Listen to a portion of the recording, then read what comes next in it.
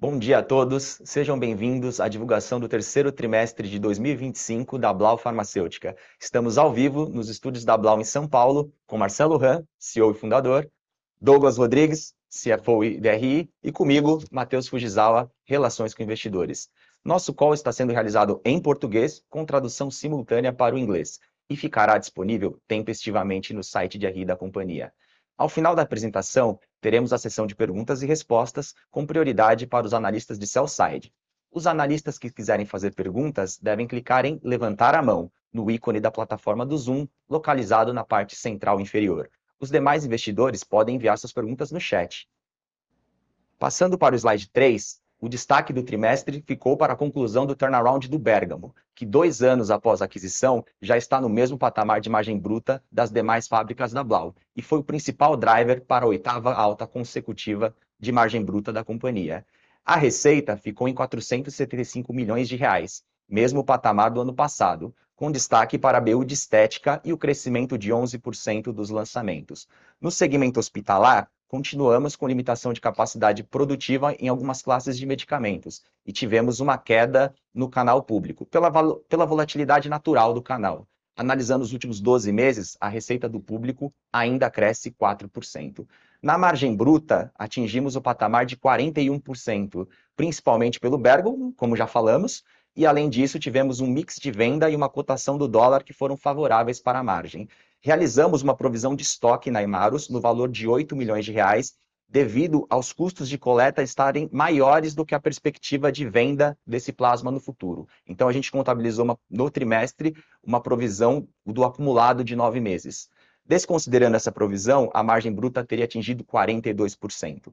Já a margem EBITDA recorrente atingiu 24% no terceiro TRI, queda de 80 basis points em relação ao terceiro TRI de 24, mas que teria atingido 26%, excluindo essa referida provisão, o que seria uma alta de 90 basis points no mesmo período, com os ganhos de margem bruta mais do que compensando um aumento de despesas. Finalmente, o lucro líquido contábil atingiu 106 milhões de reais, crescimento de 52% em relação ao ano passado, impulsionado pela contabilização de juros e variação cambial do desinvestimento da Protia, né, além de uma maior eficiência tributária, ainda que fomos impactados pela provisão da Hemarus.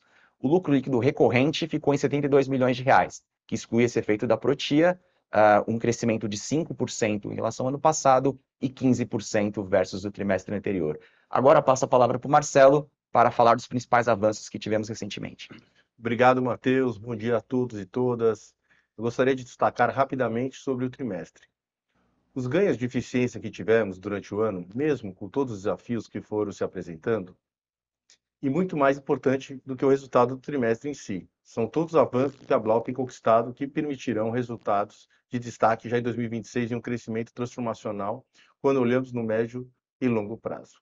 Começando pelas expansões e melhoria dos processos produtivos, esses fatores vão elevar nosso volume de unidades produzidas em aproximadamente 70%.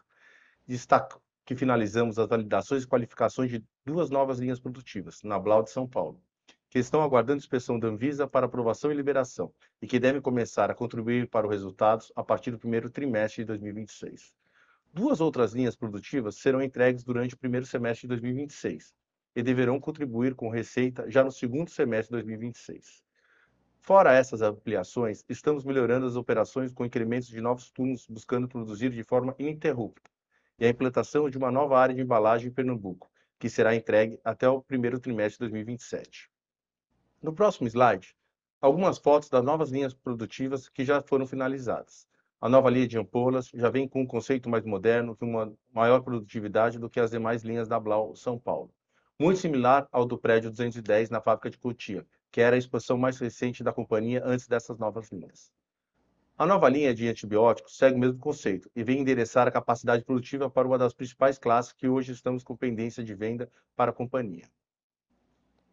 Em estética, tivemos o lançamento recentemente da linha Feel Age, o ácido hialurônico, em 3 apresentações diferentes que vem reforçar o portfólio da Blau Aesthetics, que já conta com a marca Butolin de toxina botulínica.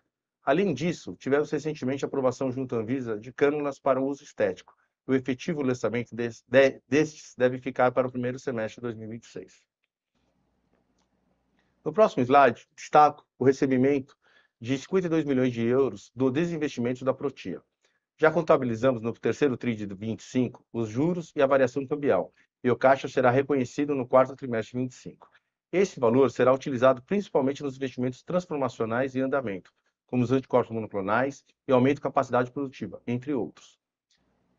Outra fonte importante de financiamento para o nosso crescimento vem de captações incentivadas com custo abaixo do CDI, como o Finame, que é utilizado para aquisição de máquinas e equipamentos.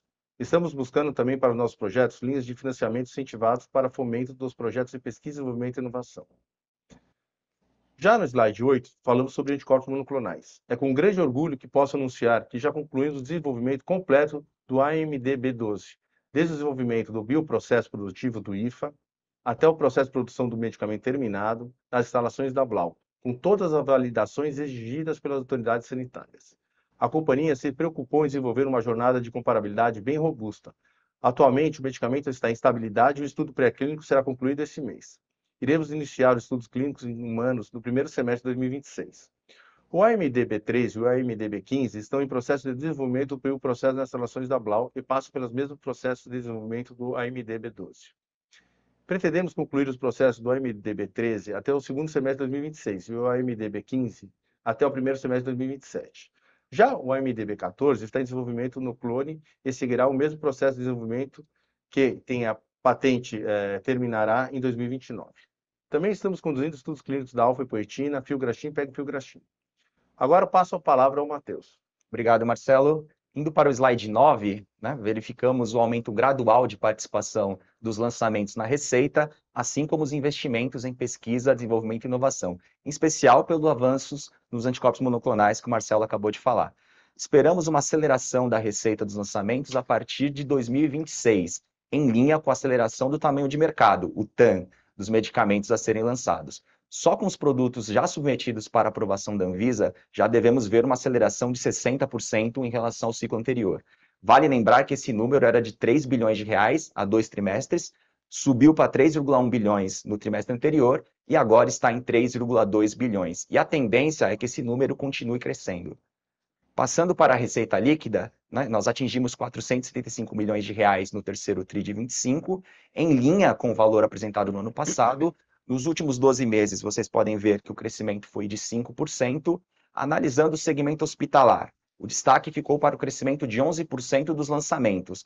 No entanto, tivemos limitação de capacidade, que já falamos, né, de algumas linhas de produção, restrição de crédito para os clientes, porque a gente vê um cenário persistente de juros altos no país, além da queda de receita no canal público, né, que acabaram impactando o desempenho do trimestre. O grande destaque do TRI acabou ficando para a BU de estética, né, que foi impulsionada pela troca do cliente que distribui o Botulift, né, nossa toxina botulínica.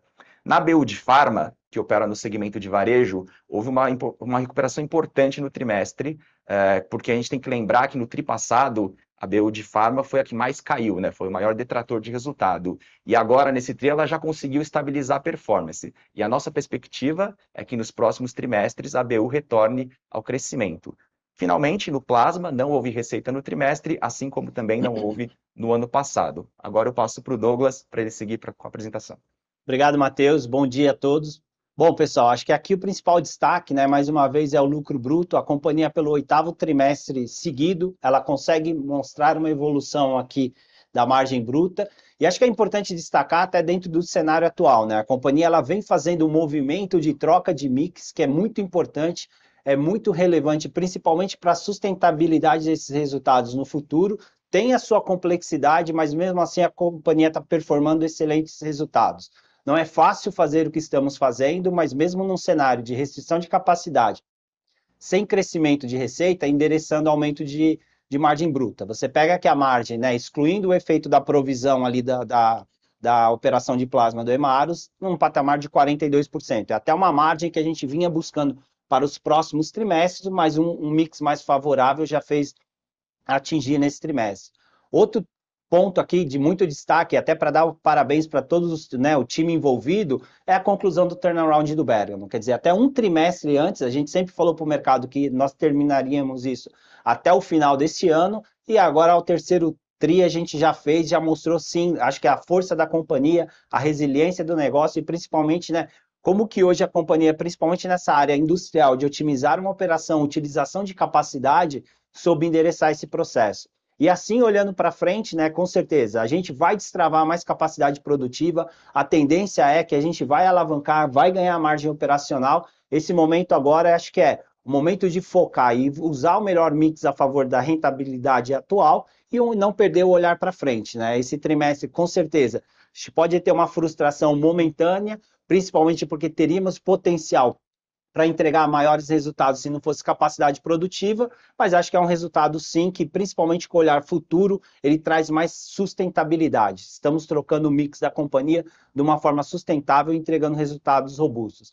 Em relação ao impacto da Plex, acho que o Matheus até colocou um pouco, basicamente isso aí é provisão para reconhecimento de margem negativa. A gente hoje, olhando a formação do custo que está no inventário, ele é maior eventualmente do que a gente pode ter hoje de preço praticado. É claro que a gente segue negociando, buscando um novo cliente, e à medida que a gente tiver um novo cliente, um novo preço, aí a gente vai entender o que de fato seria o impacto no resultado. Por hora é uma provisão para a margem negativa.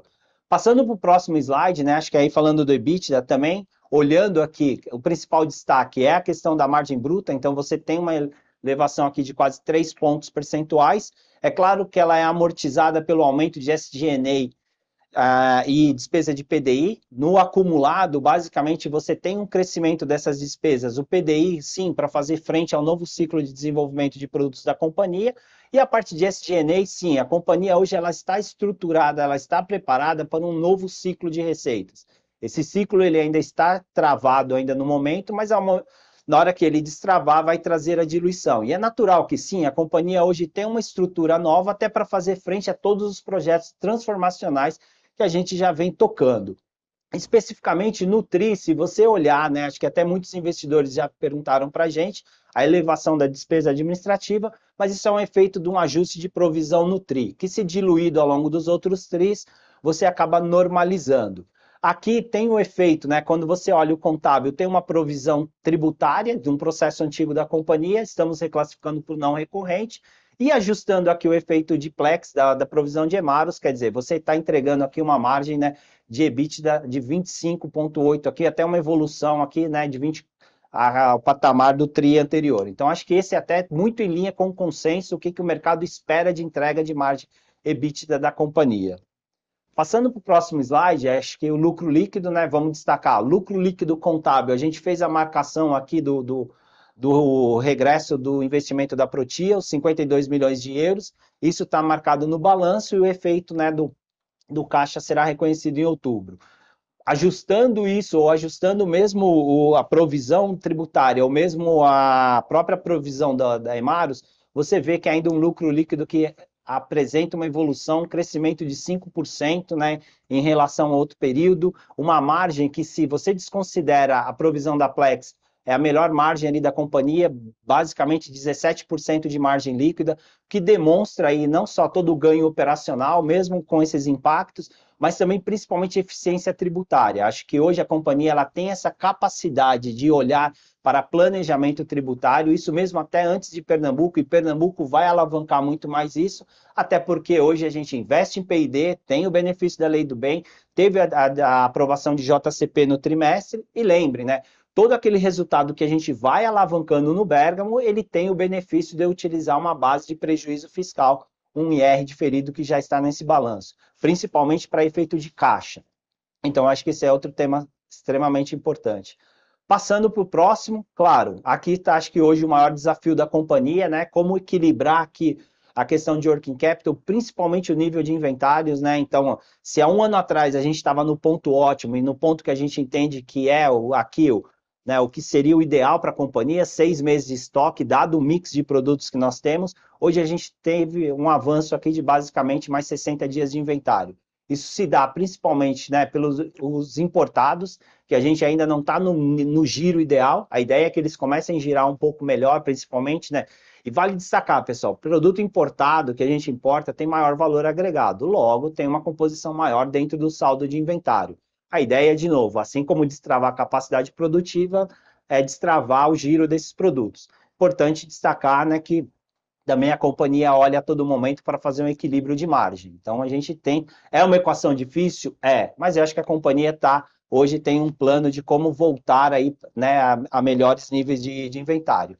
Destacar também a questão, né, a companhia, ela se prepara para ganhar licitações. O mercado público hoje até, né, ele está um pouco travado, eventualmente isso deve ser em função até de restrições orçamentárias, mas a companhia sempre foi, né, o sucesso do êxito das licitações sempre foi de se preparar, se antever a principais movimentos, principalmente dos itens de maior volume. Então, isso também tem um pouco de composição de estoque e também, né, se a companhia está preparando novas linhas produtivas e vai lançá-las em breve, você vai construindo também inventário, tanto de matéria-prima, de material de embalagem. Então, essa é basicamente a composição do aumento de inventário que vocês olham no TRI.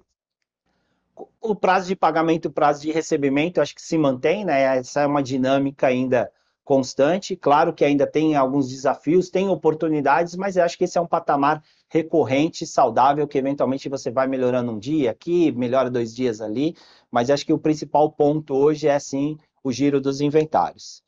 Aí, passando para o próximo slide, o CAPEX, né? CAPEX aqui de mobilizado, acho que muito em linha com o que a gente vem falando, até basicamente pela evolução dos projetos para destravar a capacidade produtiva.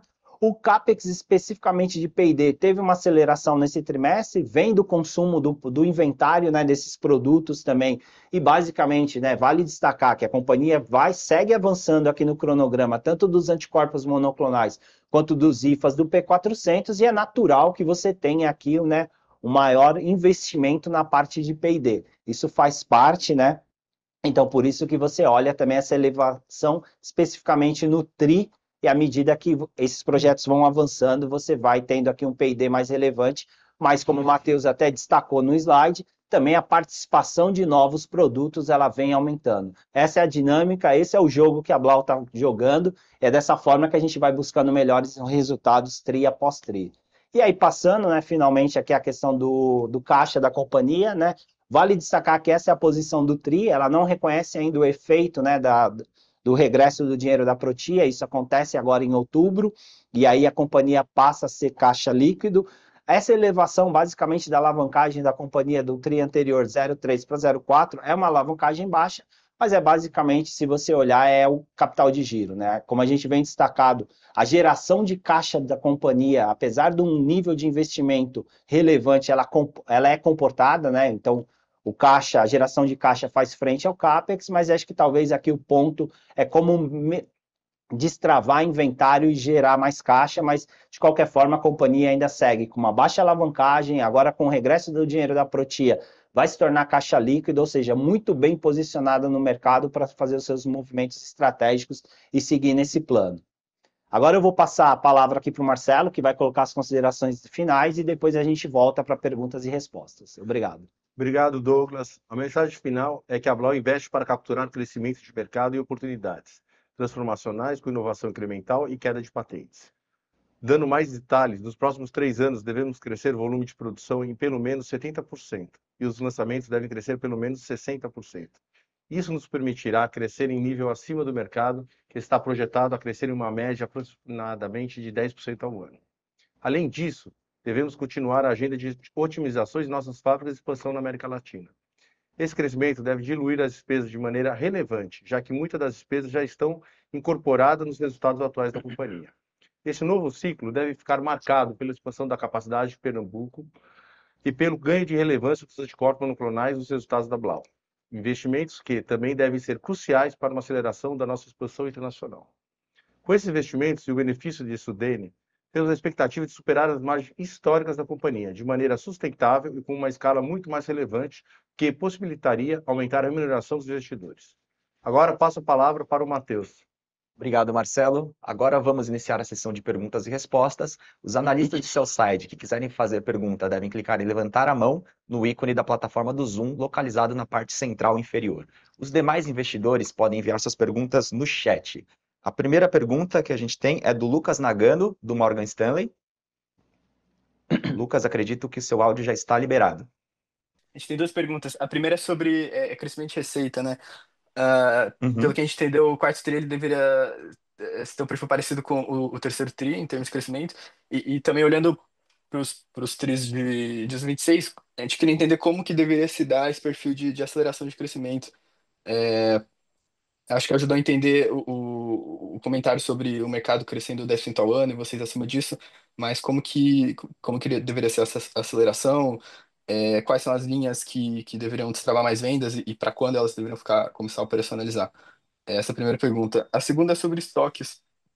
É, se isso deveria acompanhar também as vendas, né? Então, o quarto tri talvez continuar com um acúmulo mais forte e a retornar para os níveis do ano passado ao longo de 2026. Obrigado. Obrigado pela pergunta, Lucas. Vamos falar sobre a receita. Eu só gostaria de lembrar a todos que a receita da companhia, historicamente, né, o comparador, que foi o terceiro trimestre de 2024, foi o melhor trimestre da história da companhia. Então, a gente está repetindo o melhor trimestre da companhia. A gente está insatisfeito com o resultado, a gente não está satisfeito, a gente tem condições de entregar mais, a gente passa por um processo de mudança de mix de produtos, como ressaltou o Douglas, né? Então a gente está mudando de produtos que tinham valor agregado altos, né? Como a imunoglobulina, que custa cerca de R$ 2.000 um frasco, para um produto que você está vendendo a R$ 20. Então eu preciso produzir muito mais. Compensação, né, de ter esse desafio produtivo é que a gente tem melhores margens produzindo os produtos dentro de casa, né? Então fica claro que produção, né, traz o resultado que a gente está esperando. A gente espera crescer o resultado da companhia porque a gente vai ter a liberação, né, das linhas produtivas que a gente finalizou, 2 linhas produtivas, a gente está esperando a inspeção da Anvisa para liberar a utilização dessas linhas, reconhecer, né, que elas existem, né, que estão lá, que estão qualificadas, validadas, estão dentro do processo de boas práticas de produção. Então, com isso, a gente vai tirar esse gargalo que a gente tem represado, né, de alguns produtos que a gente tem a demanda, tem a venda, só que a gente não consegue entregar. Então, isso é o primeiro fator de crescimento do ano que vem. Sobre a questão dos estoques, a gente se preparou para essa produção, né? Então, a gente reforçou nossos estoques, né, para atender a produção dessas 4 linhas produtivas. Então, a gente está com um estoque acima do normal da companhia, né? E a gente pretende estar diminuindo esse estoque aí no início dessa produção, então a gente deve começar a produzir aí já no mês que vem, né? E com isso a gente vai começar a diminuir esse estoque. E fora tudo isso, também a gente está preparado aí para a licitação de alfa e poetina, e com isso a gente está estocado, né? Porque eu acho que o grande diferencial da Blau é essa capacidade de entrega rápida, e a gente precisa estar com todos esses insumos dentro de casa para que a gente possa fazer essa entrega rapidamente. Então, acho que é isso que mostra o momento, né, do nosso estoque, é um momento pontual, não é recorrente, não vai ser recorrente, né? A gente entende isso. Da mesma forma que a receita, a gente entende que a gente tinha capacidade e tem capacidade de entregar mais receita, crescimento de receita, mas a gente também, do outro lado, está cuidando também das margens da companhia, né? A gente poderia estar vendendo mais produtos acabados prontos, né, que tem valor agregado até maior, com menor margem, mas isso ia impactar no resultado de margens da companhia. Então, a gente prefere também segurar um pouco a receita, né, a venda desses produtos para manter a margem da companhia nesses níveis que a gente está hoje. Perfeito. Acho que aí, só complementando, né, Lucas? Então, basicamente, o quarto T, acho que é muito em linha, é esperar em linha, eventualmente, claro, oportunidades pontuais podem ser o destaque, e aí sim essa vai destravando tanto receita e girando inventário aí ao longo de 26, à medida que as novas linhas vão entrando em operação e vão escalando, né? E acho que só para concluir, Lucas, tem a questão dos lançamentos também. A partir do ano que vem, a gente começa a acelerar o tamanho de mercado a ser lançado e, naturalmente, isso deve se refletir numa melhor receita de lançamentos. Obrigado pela pergunta. Vamos para o próximo. Agora aí volta para o Felipe, né? Felipe do Itaú. Isso aí, vamos lá. Felipe Amâncio, do Itaú BBA. Felipe, seu áudio já está liberado. Boa. Obrigado, pessoal. São duas perguntas aqui do meu lado. A primeira delas é também sobre a receita do hospitalar, que a gente viu aqui uma desaceleração da receita do segmento, né, no trimestre. Vocês comentaram bastante aqui sobre o público. Queria entender também quais são as razões que poderiam estar levando a esse arrefecimento de mercado, né? Só para entender se existe alguma tendência de setor mesmo que poderia estar impactando aqui o crescimento, até para entender se, além do ponto da oferta da companhia, né, se vocês têm algum ponto aqui para destacar na ponta da demanda. E a minha segunda pergunta é sobre alocação de capital. Queria explorar aqui também os planos, né, para o caixa de desinvestimento de Protia. Vocês até comentaram na apresentação, né, que pretendem colocar esse dinheiro para suportar os investimentos atuais da empresa, mas queria também entender se vocês enxergam, de repente, espaço aqui para aumento de distribuição para acionista. Obrigado, pessoal. Ok, acho que começando aqui sobre o mercado, né, Felipe, acho que a gente não vê, né, o mercado... Por exemplo, no mercado que a gente atua, o paciente ou o doente crônico, ele precisa do medicamento. Eu acho que existe uma reorganização dentro do próprio poder público, né, de estar postergando as aquisições para um melhor gerenciamento do caixa, aí que estão com restrição de caixa.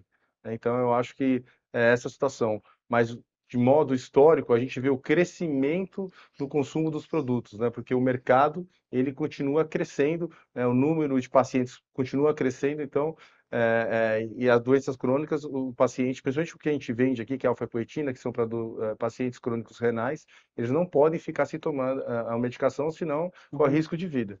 Então é uma situação aí, eu acho que momentânea aí de postergação e gestão aí do poder público. A gente tem atacado o mercado privado, a gente tem crescido no mercado privado, e o que tem nos dificultado crescer mais, hoje é a capacidade produtiva. A gente poderia ter crescido mais, a área mesmo hospitalar ter crescido mais, é que a gente não está, os produtos que a gente tem capacidade de crescer, a gente não está conseguindo entregar. São pontuais, alguns produtos, mas que a gente vai destravar aí com as novas linhas produtivas.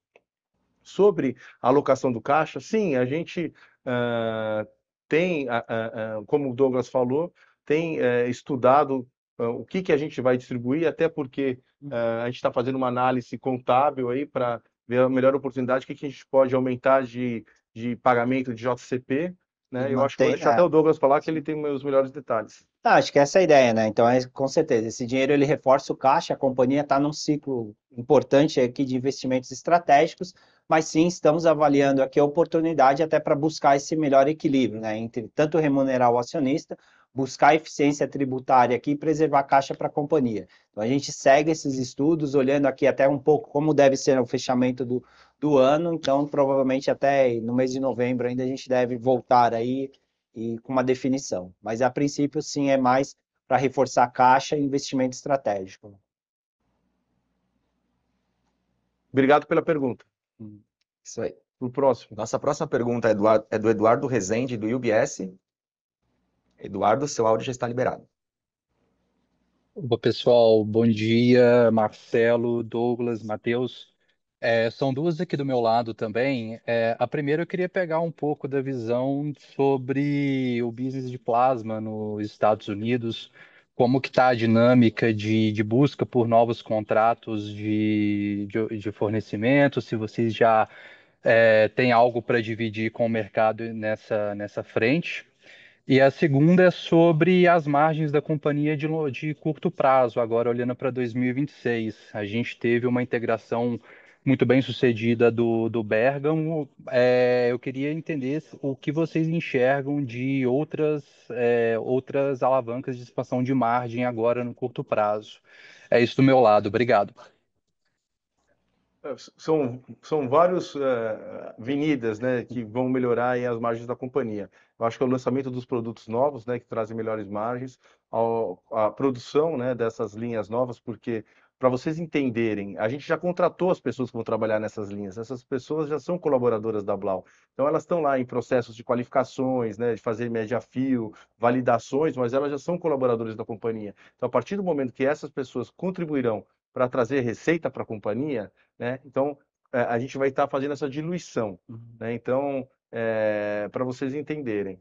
E, do outro lado, a gente tem também outras oportunidades de vias de crescimento também, né? Que a gente não pautou aqui, mas existem vias aí de crescimento também de M&A para o futuro, né? A gente com caixa reforçado, a gente também está deslumbrando, né, e atuando aí para ver oportunidades do mercado. Então, existem várias vias de crescimento e várias vias de trazer oportunidades para a companhia e de margens. Acho que aí, só complementando, eu também acho que a questão de margem é um pouco disso. É claro que o Bergamo foi um projeto bem relevante, até se você pensar do efeito dele no momento da integração, né? Então ele jogou a margem consolidada muito para baixo, a companhia, acho que é um projeto aí transformacional. Olhando agora no curto, no médio prazo, basicamente a evolução da margem ela vai vir muito dessa utilização da melhor capacidade produtiva e à medida que você vai destravando capacidade, você vai melhorando essa utilização e, claro, você vai crescendo a receita, tem os lançamentos, então tem muito disso agora, né, nessa evolução. Isso provavelmente é até o médio prazo. E aí sim, quando você olhar para longo prazo da companhia, aí você tem os projetos transformacionais, que aí quando entra anticorpo monoclonal, quando você tem de fato a planta de Pernambuco, aí provavelmente você vai ter um novo ciclo, um novo patamar de margem. Até lá é buscar essa melhor eficiência produtiva das plantas.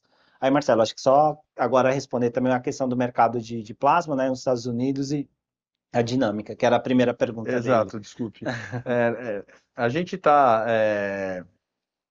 prospectando novas oportunidades de venda do produto. A gente já teve em contato com diversos fabricantes, né, de fracionamento de plasma que têm interesse nesse plasma e estamos nesse processo de desenvolvimento. Eu não gostaria de adiantar quem são esses players, até para Estratégico, né? estratégia comercial do negócio, mas a gente tem mais de um interessado, né? Então a gente tem, na verdade, 3 empresas interessadas nesse plasma. A gente está sofrendo uma auditoria de um dos fabricantes, inclusive, na semana que vem.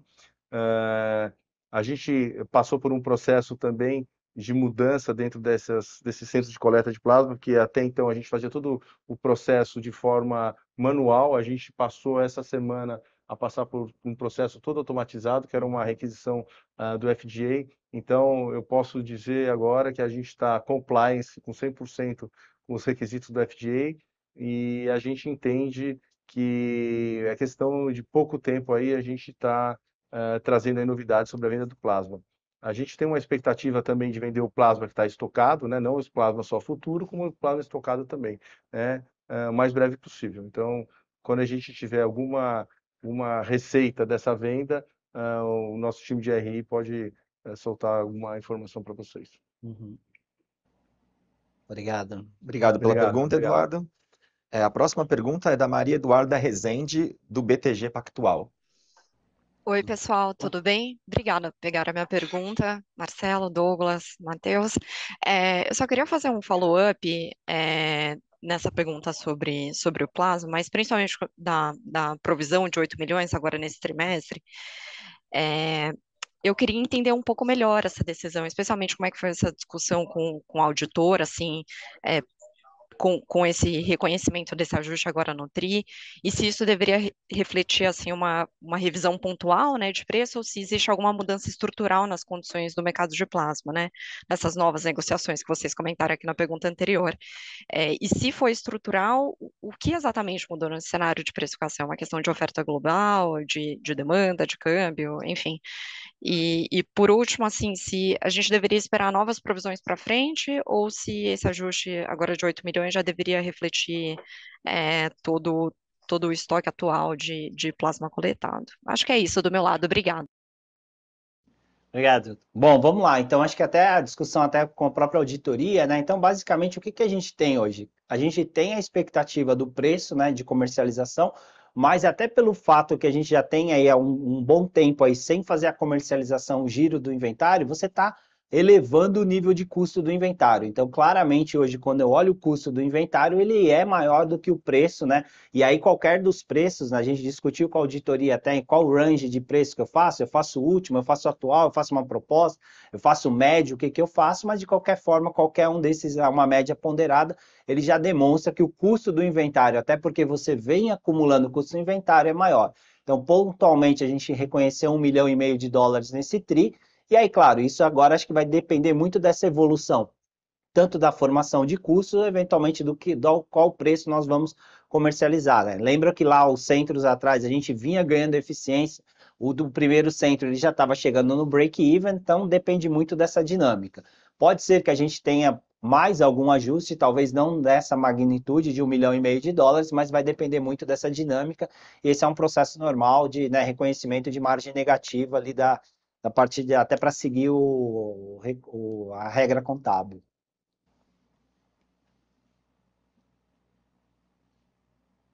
Ok?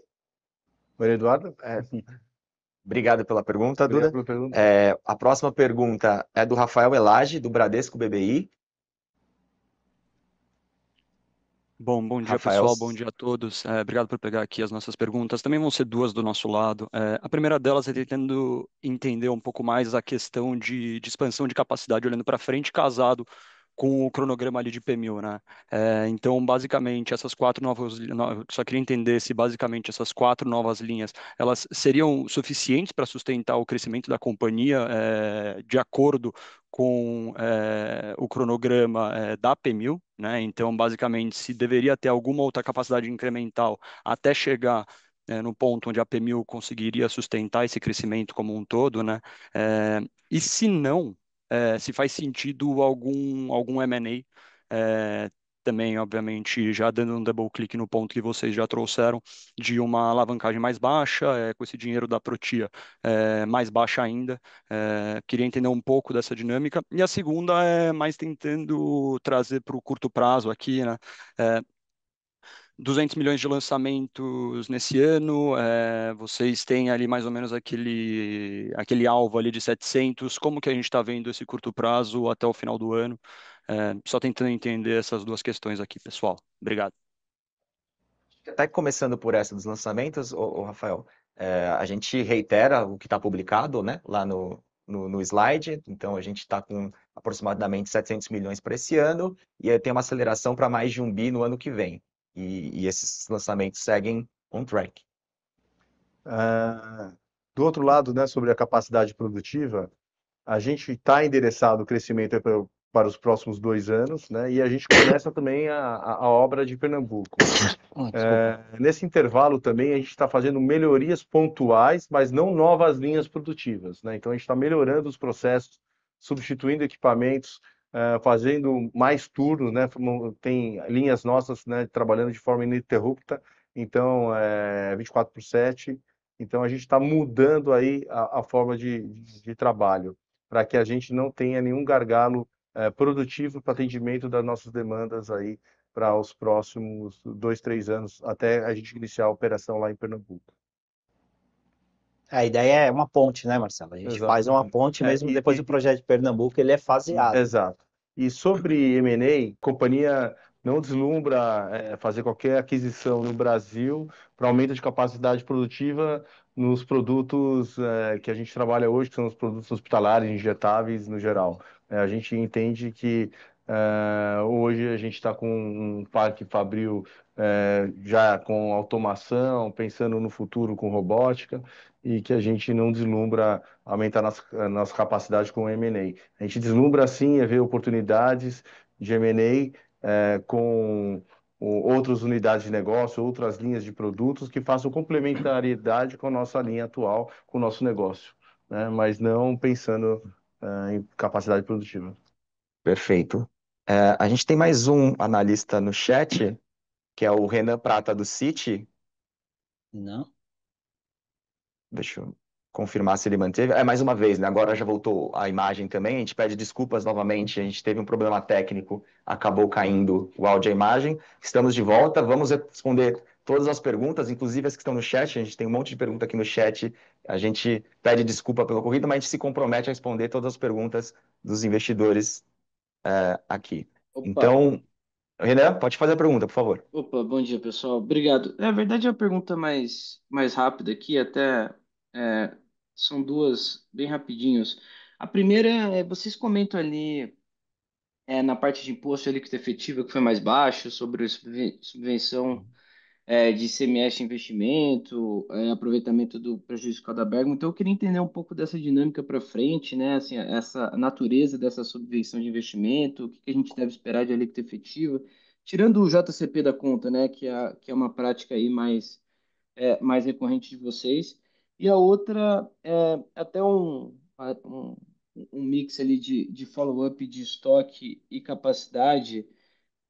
Eu queria entender também se essa expansão de capacidade produtiva aí prevista, né, para dar início em 26, ao longo de 26, se ela deve vir junto com o aumento de estoque também, né? Assim, imagino que tenha que ter algum tipo de compra para suportar essa nova expansão.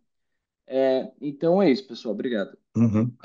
Sobre o estoque, acho. Vou falar sobre estoque. Na verdade, eu acredito que você não tenha ouvido anteriormente, né? Eu comentei um pouco sobre isso, que hoje o nível atual de estoque, né, de dias de estoque, ele não está normal, ele está acima do normal. A gente já fez essa aquisição de insumos para essas 4 novas linhas produtivas, então a gente já está com esse inventário dentro de casa para produção, né? Da mesma forma que a gente também já está com os colaboradores contratados, já trabalhando nessas linhas produtivas, em parte de treinamento, qualificações, validações. Então, a gente entende que quando a gente começar a produzir para comercialização, esses estoques, esses níveis de estoques vão cair. Esse é o que é a nossa estimativa. Então, a gente não tem esse aumento de estoque aí para o futuro. Sobre Sobre a alíquota efetiva, né? Então, basicamente, o que que a gente tem, né? Tem a questão do JCP, até que você considerou, tem o efeito da lei do bem, né? E à medida que você vai investindo mais aqui em P&D, você vai tendo essa contrapartida.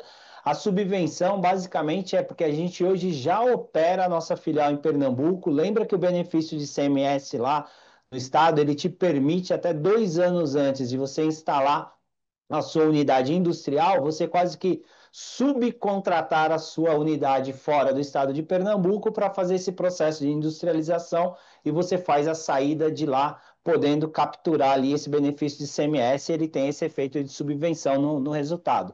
Então, esse é o benefício que a gente já captura agora. Olhando lá para frente, quando a gente já tiver uma linha de embalagem, quer dizer, aí a gente passa a capturar o benefício da Sudene, que aí tem um potencial maior, né, de diminuir ali a alíquota efetiva.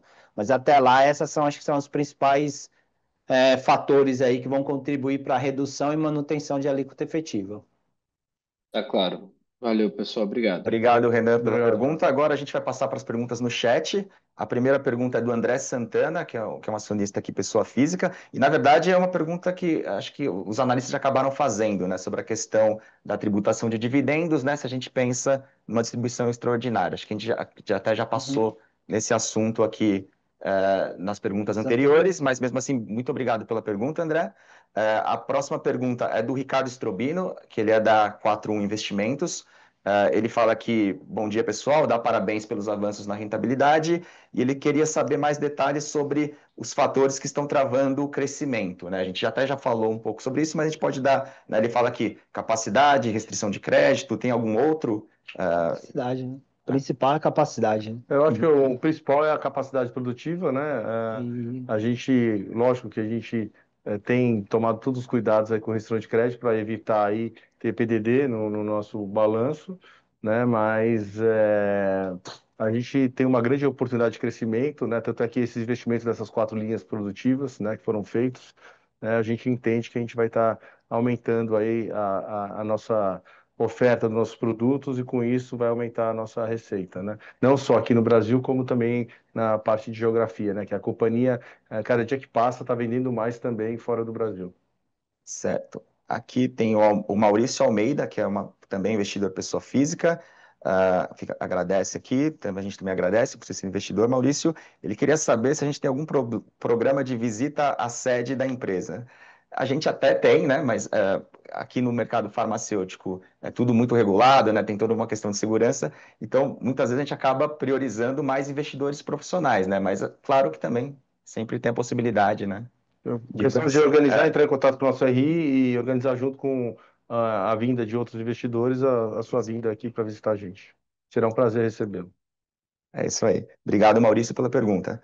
O Renan Urich, do Clube de Investimento Infinity, fala aqui. Bom dia. Com os recursos da Protia, a empresa pretende liquidar os debêntures que vencem nos próximos anos? Acho que essa é mais para o Douglas. Não, acho que não é a intenção de fazer essa antecipação, né? A gente tem aí basicamente o fluxo de dívida bruta vencendo nos próximos 3 anos. Esse também é um ciclo relevante da parte de investimentos.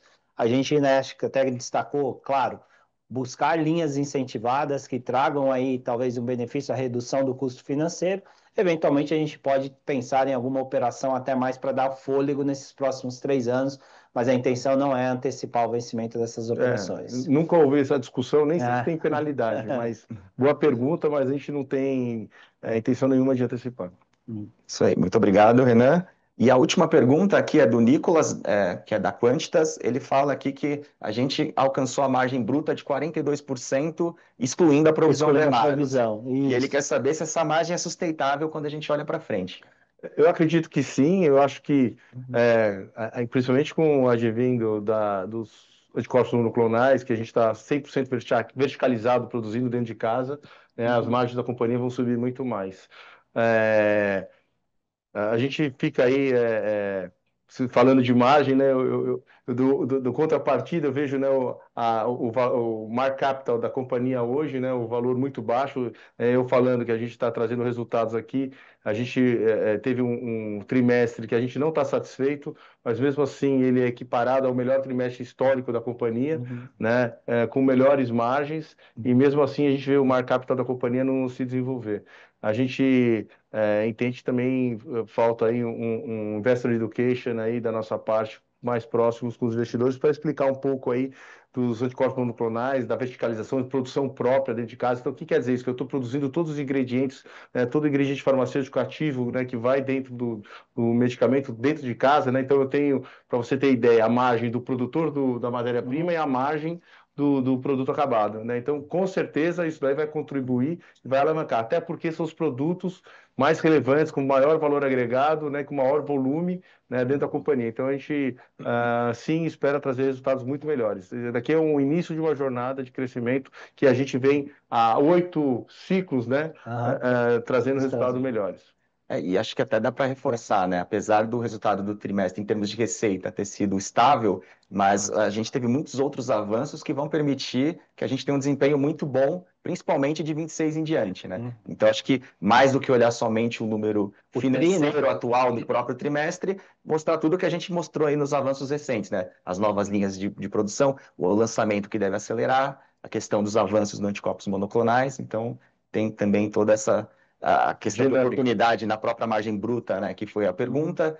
Boa parte das despesas já estão aqui na companhia. Com a receita voltando a crescer, você dilui e tem uma oportunidade no lado tributário, que foi até uma pergunta anterior, que também não é desprezível, né, na questão bem grande, lá com a Sudene aí, que chega a 75% de redução do imposto a ser recolhido, né? Então, é bem significativo, então isso vai contribuir para a margem também. A gente está no início dessa jornada, a gente é uma indústria farmacêutica que medicamentos de alta complexidade, nossos ciclos de desenvolvimento e jornada regulatória, clínica, ela é muito maior do que outros produtos mais simples, né, como um OTC, como um nutriente, né, como nutrição. São ciclos aí de 5, 7, 10 anos às vezes, e isso demanda tempo, mas a gente tem certeza que vai trazer os resultados aí surpreendentes aí para o futuro. Muito obrigado, Nicolas, pela pergunta. Aí, não sei se você quer falar mais alguma coisa. Não sei, tem mais pergunta? Não, essa foi a última. Não, consideração final, né, que a gente não está satisfeito com os resultados, até porque a gente viu o nosso ciclo de dias de estoque crescer bastante, né, em virtude desse preparo para o início dessas atividades das novas fábricas. Então, a gente vai entregar um ciclo melhor, né, para os próximos meses. A gente entende que faltou crescimento nos nossos resultados, a gente vai trazer esse crescimento com agora a liberação dessas linhas produtivas aí pela Anvisa. E tá tudo encaminhado, tá tudo endereçado, a gente está muito atento aqui, muito empenhado, todo o time. Queria também aproveitar um momento, né, que eu sei que muitos dos nossos colaboradores estão assistindo esse call de resultados, né, agradecer a todos pelo empenho, pelos excelentes resultados. É lógico, a gente sempre quer mais, que sempre quer buscar mais, mas a gente está vivendo um momento bem desafiador, né, político, econômico, muitas mercado, muita volatilidade, né, e mesmo apesar disso a gente está com uma empresa sólida, sustentável, né, com caixa positivo, né, e fazendo investimentos aí grandiosos, né, a gente não parou em nenhum momento de fazer os investimentos e os resultados vão vir aí com o tempo, é só questão de tempo mesmo. Queria agradecer a todos, né, por acreditar no nosso negócio e estarem aqui ouvindo a gente hoje. Muito obrigado. Bom, muito obrigado. Obrigado, pessoal. Obrigado, então a gente pessoal. encerra a live de resultados do terceiro TRI. Dúvidas adicionais podem entrar em contato com o RI. Obrigado. Obrigado. Bom dia.